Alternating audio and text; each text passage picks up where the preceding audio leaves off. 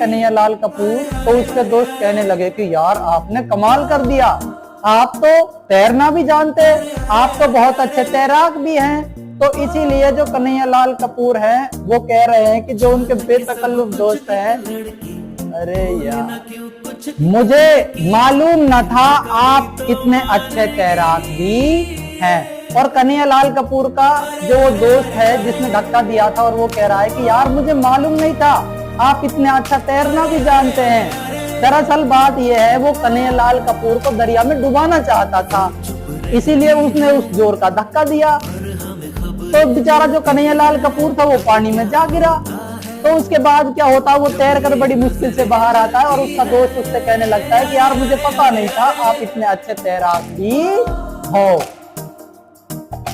तकल्लुफ के खिलाफ आप जो चाहे कहें, कन्हैयालाल कपूर कह रहा है कि तकल्लुफ के खिलाफ उसका